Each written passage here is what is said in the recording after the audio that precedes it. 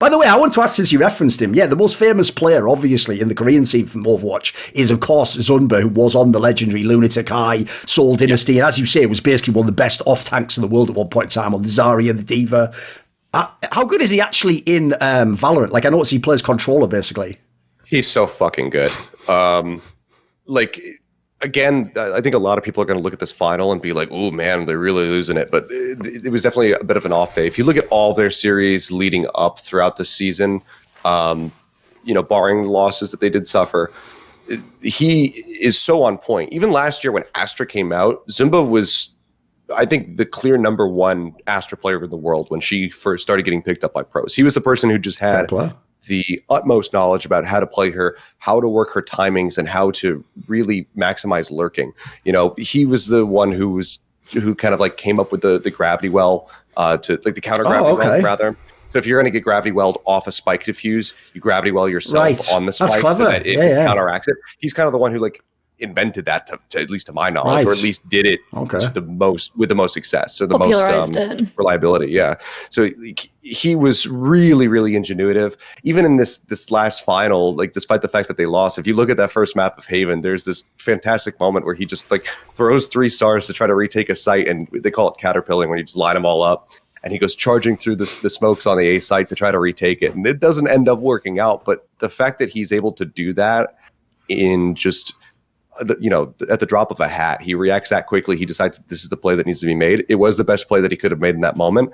He's so in tune with that pick. So for a while, I would say he was absolutely the best Astra. Now we're shifting over towards, Omen. He'll still pick up Viper and whatnot. And he's still quite good. His game sense is still very much on point. He knows when somebody's going to come wrapping around a corner, and he just knows the perfect position to put himself in to lurk and catch them off guard. He knows when to dissipate his star so he can catch somebody who thinks that they're creeping up through a smoke. Suddenly a smoke's gone and they're caught with their pants down and he just shoots them. His game sense is incredible. So I'd say that Zumba, he hasn't missed a single day of practice when it comes down to FPS gaming. The man is still on point, and I love seeing that this guy who was playing in Apex was, regaled as being one of the best off tanks out there, is now finding success in this other game. Oh, it's cool. I just hope that this could be a dominant year for him, because the one problem when it comes down to following Korean pros is the ticking time bomb of military service. Yes. And Zumba will. Is he getting up there in age? Yeah, we're getting to that point where it's going to be a bit of an inevitability. I don't know. He's 24 after this or not. So, but. Yeah, he's 24, so basically, can find something. Basically, he's at the period where you can still technically defer a few years, but usually you only do that if you are a top pro. So essentially, what Achilles is saying is, if he doesn't if he doesn't think there's a career, he might just go now and do the military service and try and come back in 2 years. Basically, I think it's now down to a year, though, isn't it? Didn't they put the amount of service down?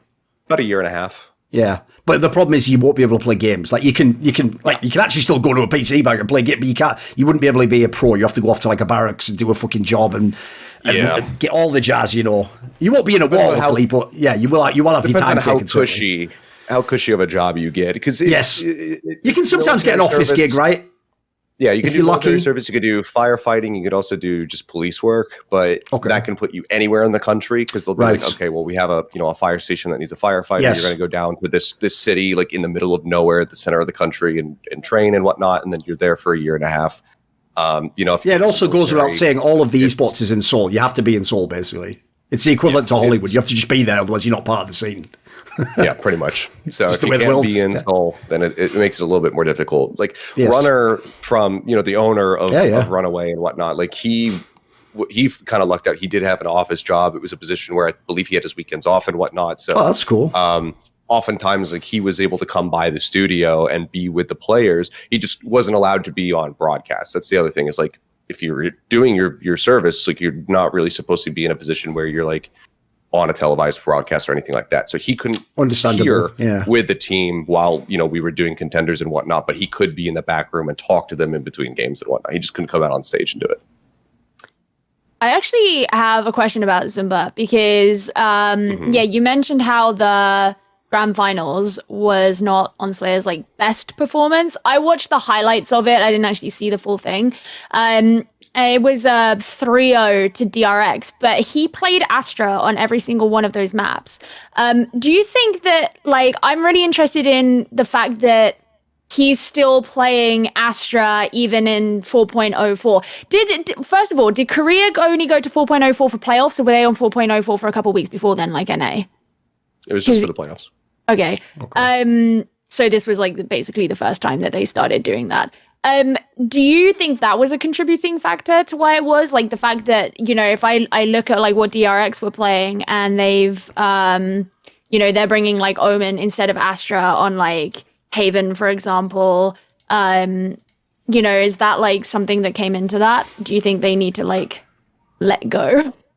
I think it definitely could have been a contributing factor, and it's obviously something that we won't have unless I could talk to him, but it's not something that we'll necessarily have the answer to until we get to stage 2. If we get to stage 2 and Zumba's still playing Astra, we'll know, like, okay, no, he just thinks that this is better.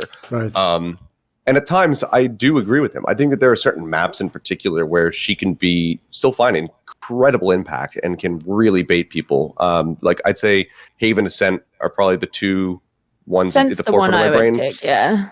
Yeah, I'd say that either of those maps, you can definitely get away with it. Ascent more so. But again, I think it's also kind of one of those things where it's like, well, you're just so good at playing this that it's not, even with the nerfs, it's not even necessarily that much of a detriment.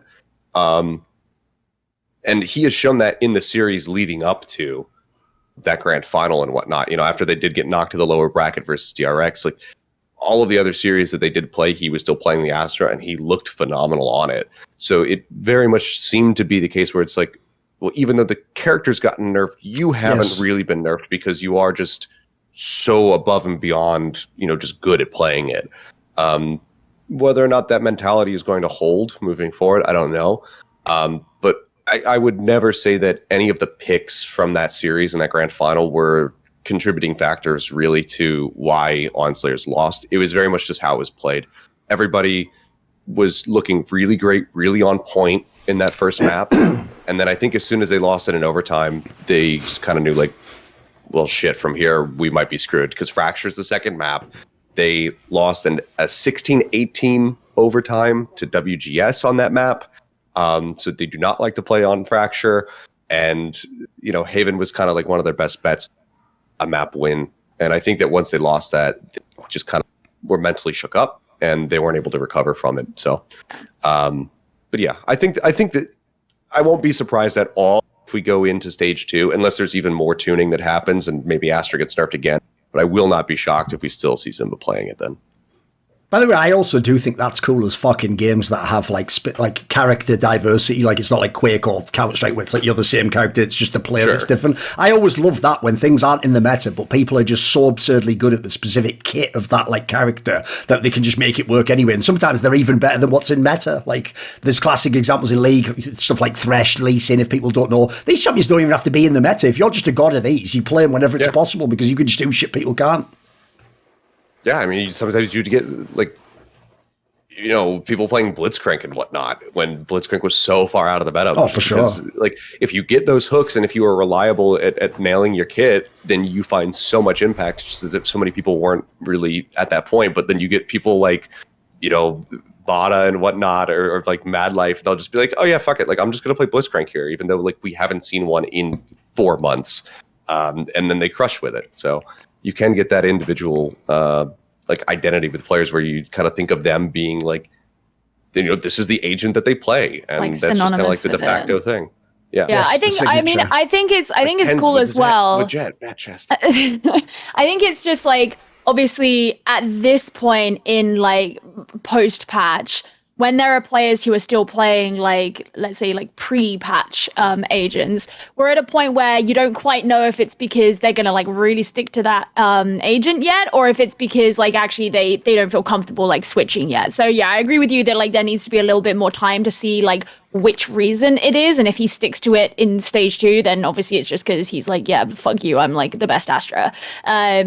But like it's still trying to like figure out how that is, because I think it's always inevitable that there are going to be teams that don't immediately make the switch. Yes. I think I sure. mentioned it before, but like, yeah, I remember when Astra kind of first came in, like back on in EU last year, like there were a bunch of teams that still insisted on playing Omen for quite some time after that patch, even though on paper Astra was kind of the better agent. And after a while, obviously, like a number of those teams, you know, switched over to Astra. It sort of became kind of non-negotiable that she was always going to perform better. But yeah, like it's never going to be every team is going to immediately make that switch or immediately have things planned or immediately feel more comfortable. So it's just kind of figuring out if it's like a characteristic thing just because this player is particularly good at it or just like what I just said. Want to see more cool, funny, interesting clips based on topics from my content? Well, subscribe to this channel then, or, you know, be a pleb and don't.